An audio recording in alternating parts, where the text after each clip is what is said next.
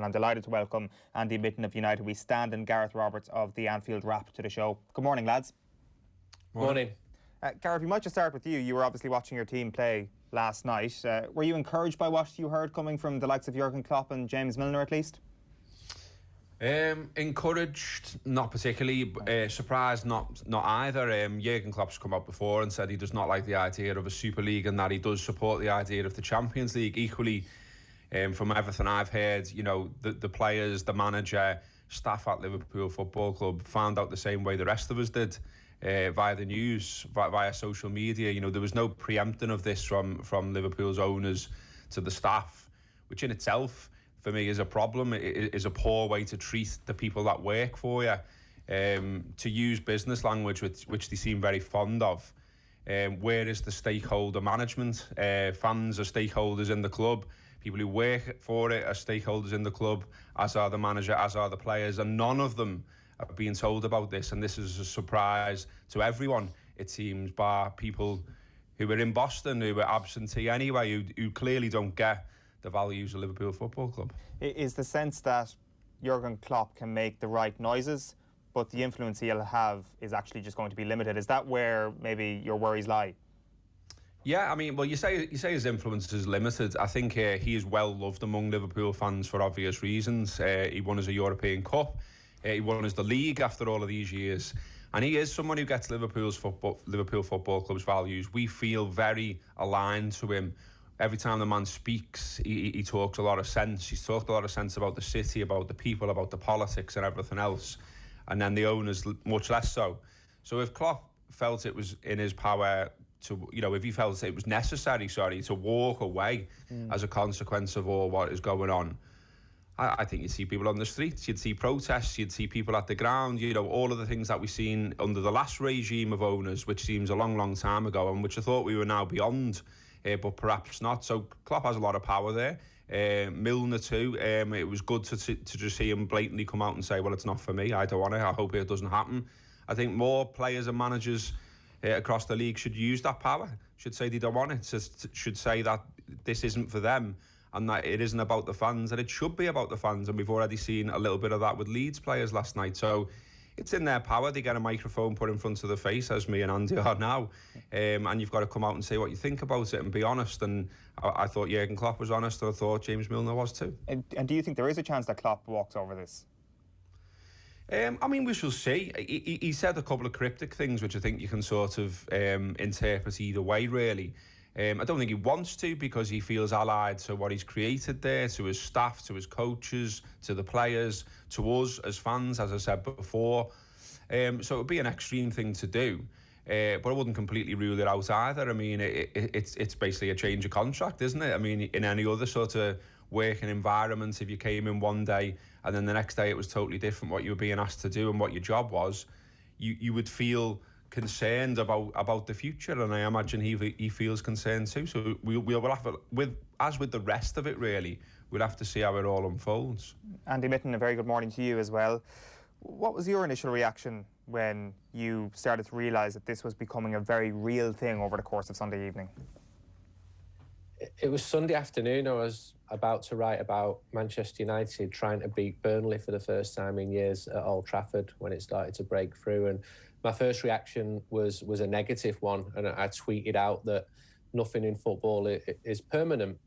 You know, Leeds United, Manchester City have both been in the third division within the last 10, 20 years. You have clubs who've won the European Cup, such as Red Star Belgrade, such as FC Porto. I couldn't understand why no teams from the EU's two biggest economies and countries, France and Germany, had allegedly signed up to the proposed league. It just didn't stack up to me. And fortunes can swing wildly. And one point I made was, and this was just my very first reaction, I remember in '88, Manchester United having to pay AC Milan to come to Old Trafford to play a friendly game because Milan were the top dogs. Manchester United, you know, average crowds, 38,000, were far from the top dogs. Hadn't won the league since 1967 in England. And I think one of the great attractions about sport is that teams can rise so high and sink so low. I mean, It's sad for Sunderland fans at the moment that they're in the 3rd division, but it also adds to the story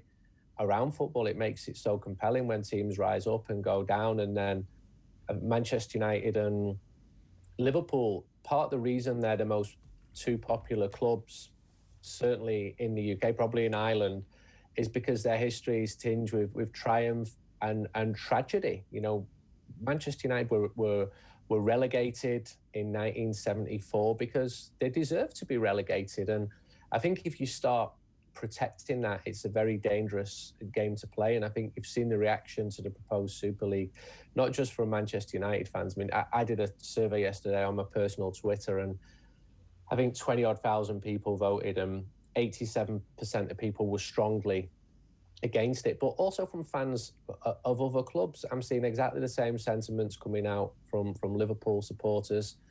Interestingly, when I look on the continent, it is slightly different. I see Barca and Madrid fans in Spain not liking the idea, but certainly not up in arms as they are in England.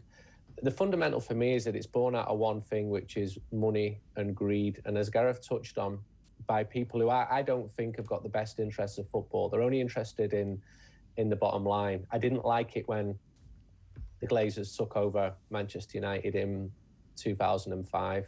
I don't think that takeover should ever have been allowed to happen, that highly leveraged takeover.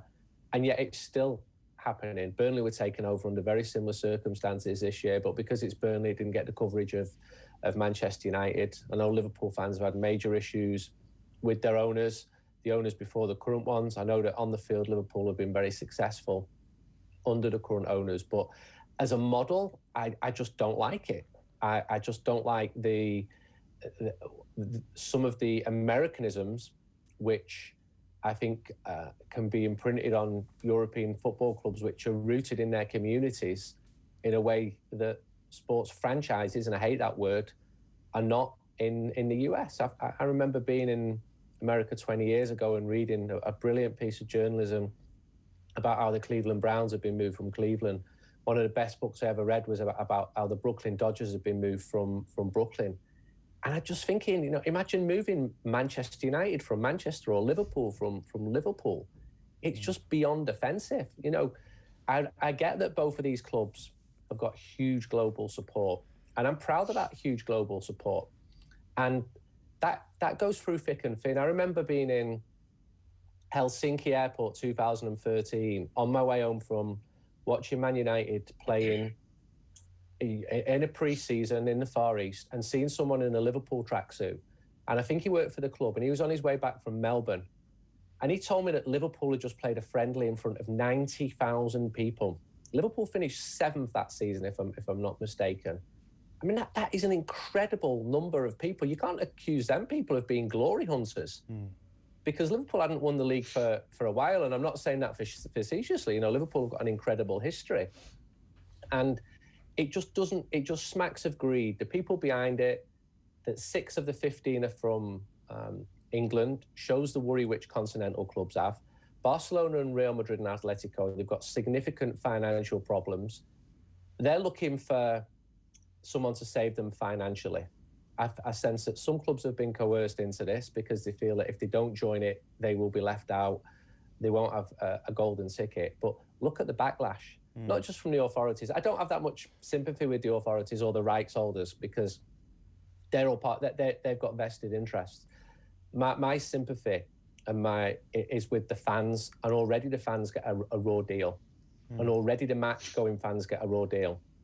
And the match-going fans have gone from being seen as being the loyal, the hardcore, to being a minority. And decisions are already made on their behalf because of the power of television, and television would have more power in this case, so that you get situations where clubs like United and Liverpool play away games at Crystal Palace, and the game finishes after the last train back to Manchester or Liverpool. They do not care about the fans who go to the games. They just go, whatever. But the fans who go to the games, they're in the 1%. They're in the absolute minority.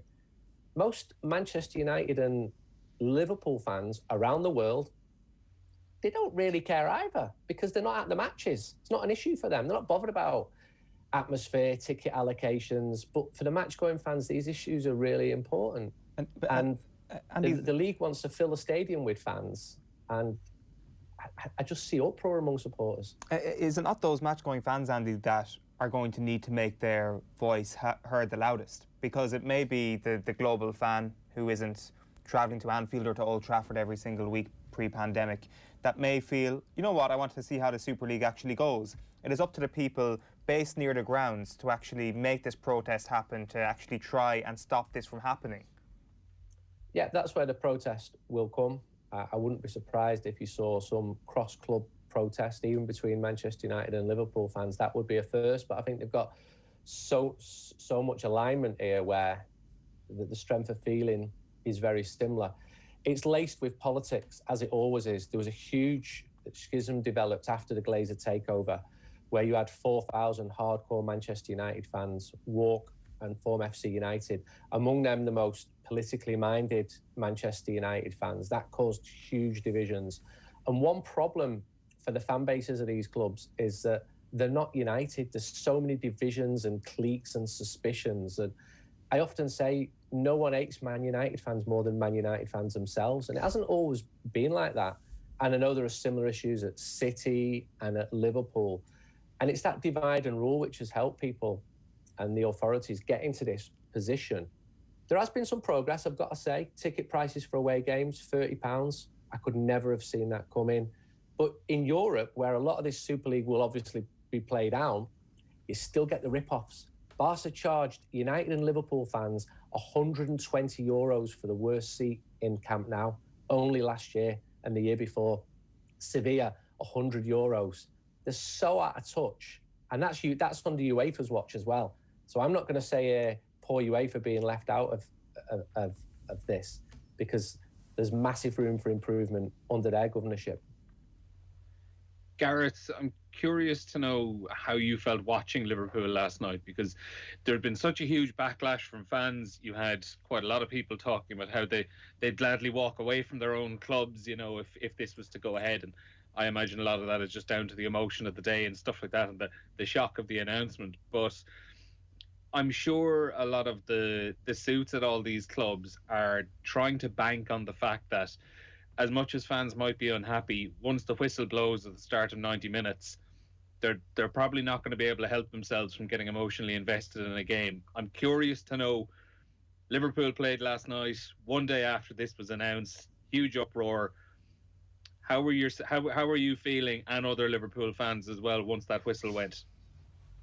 Me personally, I felt like I was sleepwalking through the 90 minutes. I had it on. You know, my job now dictates that I have to watch a Liverpool match and talk about it. But I wasn't thinking about it, I've got to be honest with you. You know, it felt secondary to everything else that was going on. You know, only a matter of days ago, you know, Newcastle beat West Ham, and that was massive for Liverpool, because it's a chink of light in terms of getting top four to then get a place in the Champions League. And when Newcastle scored the goal that they get, I'm out of my seat. I'm celebrating it like it's almost like a Liverpool goal, because I'm engaged in the idea that we can save what has been a poor season for Liverpool by qualifying for the Champions League. But this talk, this proposal, has swept all that away in one fell swoop. And for me, there was something missing from the game last night. You know, I thought Liverpool, as in the players and the managers, did their best. But I felt a little bit lost with it, and I don't think I was alone in that, because, as Andy's said very well there, you know, we're engaged in our clubs, and we've supported them for a long time, and supported them by going to the match, buying stuff, you know, being part of it, creating a culture around the game. And this just feels like a huge two fingers. You know, the way it's been announced, no engagement with fans, no consultation with fans, just, we are doing this and we are going to tell you how it's being done, and there's nothing you can do about it. There's an arrogance about that. And I also think as well that, you know, the idea that it's a Super League, the idea in any way that it's built upon sport and achievement, it's not. It's a line in, these are the clubs that generate the most revenue, so let's put them in a league together. That's what it's about. It's not about sport. I mean, you know, I know everyone's diving in on Spurs, because, you know, Spurs haven't won a European Cup, Arsenal haven't won a European Cup, and I did have to laugh at the joke I saw on Twitter last night about it's like someone turning up at the Crucible and putting 50p on the table and saying, well, you know what, I'll have a game. Spurs being in the Super League. But, you know, it is laughable. It is a laughable proposal. It feels back of the fag packet type stuff. There's so many questions around it that are going unanswered. Not least with this, you know, I think we can all work out who the other 3 teams are that make up the 15 and what they're waiting for there. But, you know, how do you qualify for it? You know, what about the counter arguments, basically? And why is no one from... I mean, you've got Joe Glazer signing off a statement, so at least there's a name there, if you like. From Liverpool's perspective, there's absolute silence. There's nothing, you know, and instead you're throwing... It got me angry watching it last night, watching Jurgen Klopp. It really did. It riled me watching Jurgen Klopp being the man from Liverpool who's first to have to answer questions about this. Because it's nothing to do with Jurgen Klopp. He has not proposed the European Super League. He's not proposing this change, and in fact he said he's quite happy with how things are. So, and yet he's got to field these questions, he's got to answer them, and at the same time he's got to coach the team, motivate the team, give a team talk.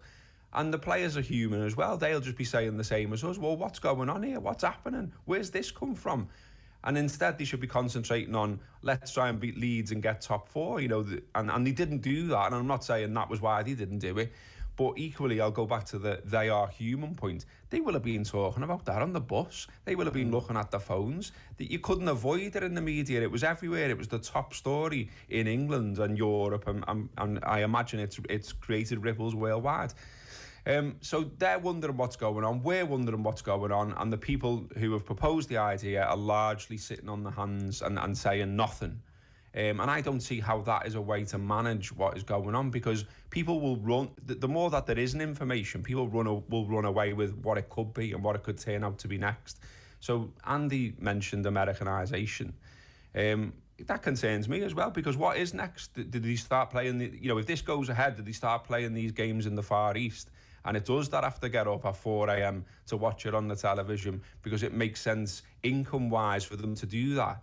I mean, I suspect Andy feels the same in this. Liverpool Football Club and Manchester United should be of those cities, should reflect the values of those cities and the people who've made those clubs great. And just because, there is a worldwide audience now, fantastic. I'm proud of Liverpool's worldwide audience, as Andy said he was of Manchester United's. But equally, I talk to a lot of those fans who come through doing the Anfield Wrap. And they love coming to Liverpool. They love seeing the city. They love the values of the city, and they love speaking to the people of the city. It's not PlayStation for them. They support Liverpool and they like the city and the people as well. What these owners, this group of owners are doing, it seems to me, is just ringing a badge, just using a name and just using it to leverage as much money and as much power as they can possibly get. And that's grim. That's not sport. That's not what I'm in it for. I like the jeopardy. There should have been jeopardy last night. I like the jeopardy of that it can go wrong. I like that. I like that tension. That is sport. So Liverpool conceded an 87th minute equaliser last night, and I should be fuming about that. And I should be going on to our post-match content and saying, well, what were Liverpool up to? They were 1-0 up. They had, and instead I'm going on and talking about this plan, talking on about a crap website, a crap idea, and an idea that, goes against the grain of everything that football's been about for 100 years or more in this country. So, yeah, I didn't enjoy the match, it's fair to say. And if this is the sign of things to come, yes, they will be banking on the fact that we won't walk away because of our loyalty. But some people will, There's a tipping point for everyone. There's loads of people, Andy, you'll know people as well at Man United who have already been priced out, who already can't go, who already watch on the television. Some people even go to the ground and will have a drink with the people they used to go to the match with and then watch in pubs because they can't afford, because they're priced out, because it's not for them. I can only see this continuing with this. You create a Super League, you can charge more money, you can ask for more money from TV companies. TV companies then ask for more money from us. And if you get all the packages that are already available, it's already an absolute fortune on top of season tickets, cup competitions and everything else. And so it's just a race to find the richest fans. And what about the loyal fans? What about the fans that have gone for years, formed the identity of the club, create the colour in the background, the flags, the banners, the songs, the traditions? Do we just forget all that and we just turn it into a piece of theatre, or just a pay-per-view PlayStation-style event, the best v the best? I mean, Jurgen Klopp said it himself in those comments in 2019. Doesn't that get boring? Like, I like playing Real Madrid, don't get me wrong, but I like that it's scarce, and I like that you have to qualify for it, and I like that it's different when it happens. If it's every week, well, where's the fun in that? John W. Henry probably doesn't like the fact that it's scarce, and that's what it all maybe boils down to, Gareth. Like, Andy, it's interesting that Alex Seferin came out yesterday and called Woodward a snake, for example. I think there may have been a lot of Manchester United fans saying, no shit, Alex. Like, I mean, and the idea that the Glazers have signed off on this and are part of one of the more insidious stories that we've seen in football. Again, no surprise to Manchester United fans. So, does that worry you when it comes to trying to stop this thing? That the Glazers have been able to put their hands over their ears. Ed Woodward has put his hands over his ears over the last 15 years and ignored all protest. Why would that change now? Yes, it does worry me, because I saw what happened in 2005. I saw people singing "Not for Sale," signing up to petitions, turning up, complaining, forming a new football club, of which my brother was one of the first players to sign for. A lot of my friends went to support FC United. That caused no end of ructions. And yet, the following season, every seat inside Old Trafford was full, was taken. That's what worries me, because football fans are incredibly loyal, but they're also incredibly fickle. And I've travelled around the world studying football fans, watching them. I've seen Barca fans pushing for the president to be removed, because I always thought that the Barca model was the right one, this fan ownership. The problem is it involves human beings, and human beings make a mess of things a lot of the times. And I've seen the Barca fans having these huge protests against the president and motions being put forward and rival candidates jockeying for position. And then Barca, because the team had not been winning, it's all about results. And then Barca win 1, 2, 3, 4, 5, 6, 7 games in a row, and it just melts away. And that really worries me. But a problem with this Super League is a lot of the people who were attracted to these super clubs, your Liverpools, Manchester Uniteds, Madrids, they were attracted because of success, because of glory, because of winning. If it's a league table, someone has to finish bottom of that. I see different strands of fandom, and it concerns me. So at Old Trafford, even when times are pretty bad, your match-going fans will be pretty supportive. And David Moyes could vouch for that, Louis van Gaal, Ole Gunnar Solskjaer. And you look online, and there's this fury that does not represent the reality. They got Barcelona's manager the sack last season because they weren't happy because they'd been knocked out by Liverpool the previous season. They'd only won the league the 2 previous seasons, and Valverde was very popular with the players. So if these super clubs are trying to court these new supporters, I think that's inherently risky as well, because as Gareth said, your long-standing supporters, they've helped build the identity of the club, the songs, which the sponsors try and buy into. And it's full of ironies here, because you have credit card companies, coffee makers, car companies who use images of football fans holding flags and flares. If you actually try and get in the stadium with a flag or a flare, you're not allowed. And there's no one worse for this than at the big tournaments run by FIFA and UEFA. I was at the World Cup in 2014. I saw some brilliant flags from England fans, and they were all stripped away because MasterCard had paid a bit more money. So there's so many unedifying parts of football. But this, it seems like a step too far. It seems like there's a lot of unity among supporters in being against this. However, if I'm playing devil's advocate, they're probably waiting for the hot air to boil over, to move away. They probably knew there was going to be a negative reaction. And they probably know that if they put Liverpool against Barcelona or Man United against Real Madrid on, people will tune in, because people are hypocrites as well. And that's what worries me. And I've done this for 31 years. I've seen fans every single year come to me and say, it's not what it was, I've had enough, I'm giving my season ticket up. And they don't. Some do. And Gareth made a good point about people who've been priced out. So when I used to get the bus from Urmston and Stretford to Old Trafford, it was full of local people who could afford to support their local football team. that's long gone. That had gone by 94, 95. And I'm not parochial. I don't think that football clubs should only be for their local community, because some of the very best Manchester United fans are from Dublin. They're from London. They're from around the world. I know people who've followed the team for years from Amsterdam and go to 10 games a season. Not really these people that the Super League are interested in.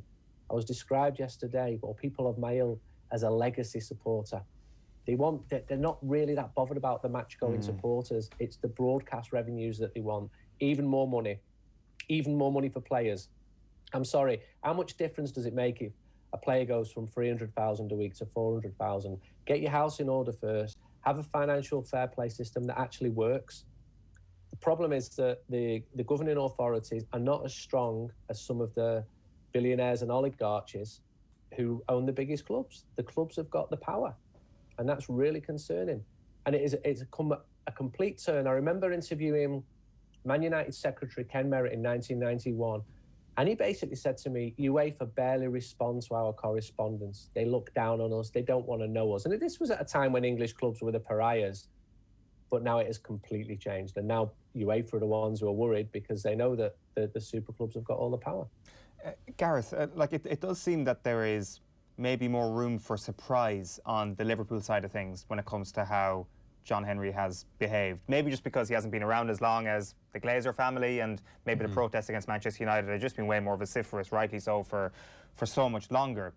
That has to change now, right? Like, even if this European Super League is dead in the water in a week, do you think that Liverpool will see Manchester United levels of protest against their American owner over the next few months and when fans come back to stadiums? I mean, it does. It will obviously depend on how it unfolds and what is said. I imagine that eventually one of them will speak. You can't go through a process like this surely and never speak. But I do think that there are people who feel disappointed about this already in Liverpool, and it will grow from there because, you know, we talked before about the previous ownership regime at Liverpool and what a mess that was. And, you know, fans were part of getting them out of Liverpool. You know, there were protests at the match, before the match, after the match. There was lots and lots of stuff online which people worldwide engaged with. I remember even Hicks and Gillette trying to get finance to keep hold of Liverpool, and someone in New York spotting them trying to do it, going in and out of a finance house, essentially, and putting that on the internet, and then people going from there, bombarding that place and saying, do not do business with these people. This is what they're doing to our football club. So there is a power of the fans. There's no two ways about it. And especially if fans come together from rival clubs, I mean, that would be huge because, you know, I think there's a little bit of a bet being taken on tribalism here as well, that, you know, they know that if fans come together, this will be very difficult for them to get through. But fans will always find a way. And look, I've done it in this interview. I've had a pop at Spurs. So, you know, we have got to find a way to stop doing that and maybe come together and find our common ground on all this. But I feel let down by them, I've got to be honest with you. I mean, I've done Anfield Wrap podcast and defended them and said, you know, I don't think they're bad owners. I don't think you put them in the same places as the Glazers, as some of the, you know, owners who've come into places and changed the kit, the badge, the name, you know, whatever you like. And they've made mistakes before and they've backtracked on them. But some of that was down to the power of the fans. Let's have it right. So, you know, when they tried to charge £77 for tickets at Anfield, a proportion of the crowd walked out, myself included. And that was something that I thought I would never ever do, to walk away from a match that, you know, you feel a part of, engage with, something that you can even influence maybe, to walk out on the 77th minute. And the numbers that did that was massive, and a U-turn followed very quickly. That's why I'm surprised at their approach on this, because I think they will have known that they would get the reaction that they've got, and yet they've chosen to do it anyway. You know, they've employed people to create bonds between the supporters and the club that have been broken by the previous regime. They've done a lot of work in the community as well to build up goodwill. And I think largely they were getting there. I mean, there were people who were always suspicious of them, who would criticise absolutely everything they do. Those people exist at every single football club and will never be happy, whoever the owner is. But, you know, I tried to be fair with it on the Anfield Wrap, and I think the rest of us have as well. And we said, well, look, you know, they've built us a new stand. They've won us the league. They got Jurgen Klopp. you know, they've got a lot of things right. They've done great work in the community, like I mentioned. They supported the food banks idea, which was a fans idea, which clubs didn't really need to get involved in, but they did get involved in, and it's quite political to do that. And that was good, though. We wanted them to do that. It felt like it was part of the, you know, they were being part of the city and part of our community. This is completely devoid from that approach, and it's very, very disappointing, and it's lit a match to a lot of things they've said in the past, I think. And they will be dealing with the Flames one way or another for a while now. There'll be a lot of distrust in this ownership. But they've obviously known that risk, and they're prepared to take that risk. And I think Andy's right in that they think maybe, you know, a lot of the bluster will die away. The wider media, you know, magnifying glass on all this will go elsewhere, and you will just end up with some angry fans. And what will they really do? And I think they can get their way. I think they think this is the right direction of travel. It feels a little bit different this time to some of the other stuff where very quickly it turned. I think they're going to try and dig in, try and get there. You know, you see when the other bodies, who I've no love for either, the same as Andy, we've been shafted enough by them as well. But, you know, when they're sort of trying to counterclaim and saying, well, we'll do this, you know, they seem to already have the ducks in the row on that one, and they're saying, well, we've already spoke to lawyers and you can't do that. So they've thought it out in terms of that, and they feel they can do it. But in general as well, I think, you know, hopefully all of this creates a conversation, as Andy said, about the treatment of football fans in general. Like, if our clubs get to a European Cup final, why is it so hard for actual fans of those clubs to get a ticket? You know, that's annoying. If the ground holds 70,000 or 80,000, why are UEFA saying, well, there's 12,000 tickets or whatever it may be? Ridiculous allocations. The FA do the same. The prices are ridiculous. The schedule of the game is ridiculous. You know, the amount of football being played is ridiculous. And we're burning out our players. And again, sure, you know, if you want to talk about products, well, what about that? Because, you know, is that good? Isn't there already too much football, perhaps? You know, shouldn't we be thinking about, if we're thinking about quality of product and people getting engaged with it, well, you want to see the best players being able to play their best football, not flogging them so they're knackered. Because I think we've all watched knackered footballers this season in the schedule that they've had, and now we're looking to sort of to increase that. It just all seems a bit mad, and it is clearly based on money, greed and power, not sport, not fans, and not football as we know it. Guys, just finally, a question very quickly for both of you, I'd say as well, to be honest. Would you still feel comfortable covering these matches if a Super League was to go ahead? Go ahead, Andy. You're asking me if I'm going to give up my job. It's a big question, you know. I know, yeah. You know, I was in Madrid last week. I went to cover it as a journalist. I'm not a fan of Real Madrid. I'm not a fan of Liverpool. Honestly, I'm not. And I went there as a journalist, covered it. Had great chats after the match with Tony Cruz, with Andrew Robertson, and that's how I earned my living that week. Would I give up? Would I stop? Well, I didn't walk away in 2005 when the Glazers took over at Manchester United. I know plenty of people who did, and even more who didn't, and plenty who've come back to Manchester United. So it's all riddled with politics. I wasn't a big fan of the Premier League idea when it was first mooted in 1992 either. I still carried on watching Manchester United. I don't know the answer. Don't know the answer to the question. I don't like the idea of a Super League. I feel like as a journalist, I should report what's going on in an informed manner. I feel like as a supporter, I do not like the idea. And yet I've just received an email now from UEFA asking me to approve my accreditation for the European Super League. For the European Championships next month, which I'm going to. You nearly dropped a massive bombshell on us there, Andy. Yeah, it's starting next week, and I can't wait for it to happen. No, I think I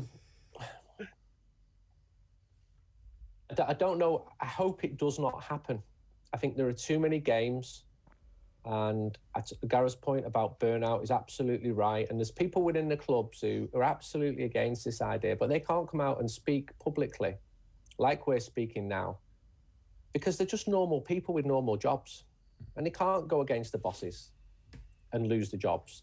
I see an incredible number of hard-working people at Manchester United who've kept the show on the road and done a lot of good things, like Liverpool has, and many of the same things which Gareth talked about this season. And there's been no let-up. I know people who've just been, and no one has any sympathy for people who work for football clubs because they think, oh, it'd be great, I'd love to work for a football club as well, but they don't like this idea either. I don't like the idea. The fans do not like the idea. Would I completely stop going to football if it happened? I don't think I would. I think I'd still go to football. I think I'd still work as a football journalist because that is my job. Like, I think the Glazer comparison is perfect there. Like, I mean, you didn't stop covering Manchester United when the Glazers came in. In fact, the work of journalism sometimes is as important when bad things are happening, and maybe from within as well, things might change. I'm not sure if you want to chime in on that as well, Gareth. Yeah, I mean, one of the reasons the Anfield Wrap is where it is, and why it was created and why it was supported from day one, was that it came off the back of Hicks and Gillette. That's where the idea was born. That's why the original members of our group know each other, because we were involved in protests, we were involved in Spirit of Shankly. I created a fanzine around that time as well, because I didn't think a lot of the stuff in the media reflected fans' views. I didn't think, some of the media were doing their job essentially at the time. So the same as Andy, really. I mean, I'd love to, throw some big dramatic thing out there and say, well, if this happens, I'm going to walk away from football.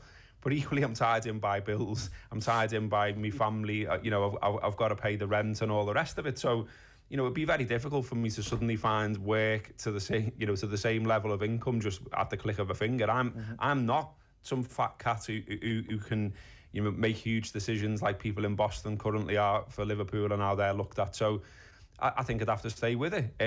But equally though, there is a pile-on effect, I think, sometimes, which I've seen work with some of my mates where they just say, oh, well, that's the final straw for me now. I'm not going to go anymore. I invest too much money, too much time into all of this. And I think some of those legacy fans, as they were described, will walk away. And that would be a real shame because, I always say one of my best mates has had a season ticket at Liverpool since he was 8 years old, and he's 45 now. And I always say to him, unfortunately, if you tomorrow decided that you did not want to go anymore and you gave up your ticket, no one would really care at Liverpool. No one would ring you up or write you a letter and say thank you for your support and why have you walked away. They just go, okay, then there's an opportunity to put a different bum on that seat. And that's a little bit sad. That's a little bit sad for me. I think the loyalty of fans shouldn't just be dismissed. Shouldn't be, oh well, there's all these younger fans who like football like this, and this is what they want, and they play on the PlayStation and they create their own super leagues on there, so we're going to do our own version of that. All of that's a little bit sad because football clubs only exist because of the communities that they rose from in the first place. So to dismiss those communities, there's something wrong in that. And I'd like to think, fan media, the likes of myself, Andy and others, will keep on fighting the good fight. And so that's probably what I will do as well. People might say that I'm a hypocrite for doing that or whatever, and that's absolutely fine. That's the internet, that's the world, that's the way things are. But it's just not realistic, is it? And maybe that's why you think it'll work, because the likes of me will moan, we'll gripe, we might take part in protests, but they might just think they can ride it out and do it anyway. Gareth, well said. And Andy Mitten as well, thank you very much for joining us this morning. That was brilliant stuff. Thanks so much for your time. Thank you. Andy Mitten and Gareth Roberts there of United We Stand and the Anfield Wrap.